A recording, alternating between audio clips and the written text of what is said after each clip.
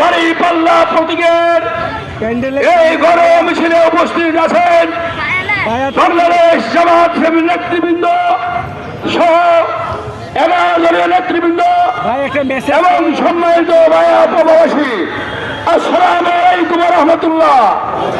আমরা আপনারা ইতিমধ্যে লক্ষ্য করেছেন সারা বাংলাদেশে দাঁড়িপাল্লা প্রার্থীদের পক্ষে একটি গণজাগরণ সৃষ্টি হয়েছে।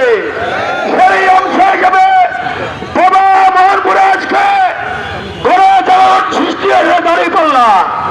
আমরা আপনাদের বলে দিতে চাই, আমরা জাতিকে ভিক্ষুকের জাতিতে পরিণত করতে চাই না। আমরা জাতিকে একটি কর্মক্ষম জাতি হিসেবে প্রতিষ্ঠা করতে চাই।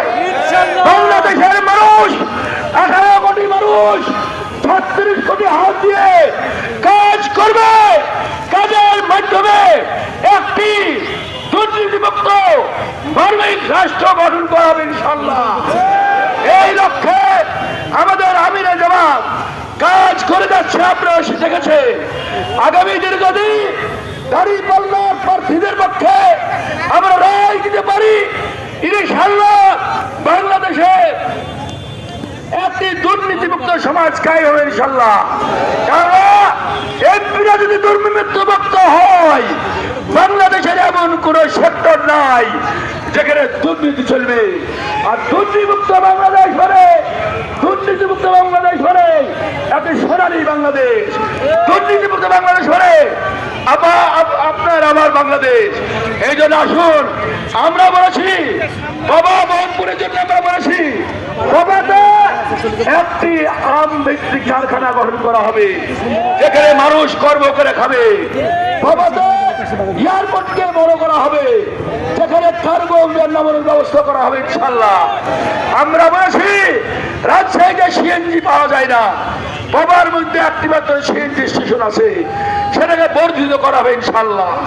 আমরা মানুষকে কাজ দিতে চাই, যার কারণে টেকনিক্যাল প্রশিক্ষণ কেন্দ্র আমার বাবা দেখতে দিয়ে করতে চাই, যেখানে মানুষ লেখাপড়া শেখার সাথে সাথে টেকনিক্যাল জ্ঞান অর্জন করবে, বিভিন্ন দেশে তারা কাজে যেতে পারবে। সম্মানিত ভাইরা, আমরা ফ্যামিলি কার্ড দিতে চাই না। আমাদের কোনো শত্রু না।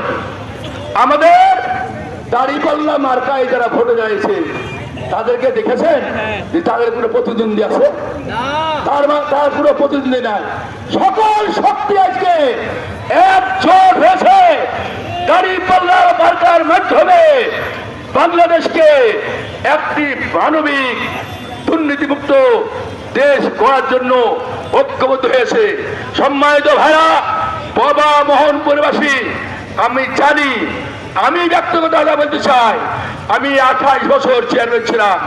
5 বছরের এই যত মেম্বার চেয়ারম্যান আছে, সকল মেম্বার চেয়ারম্যান সে যে দলের হোক না কেন দাঁড়িপাল্লার পক্ষে কাজ করছে ইনশাআল্লাহ।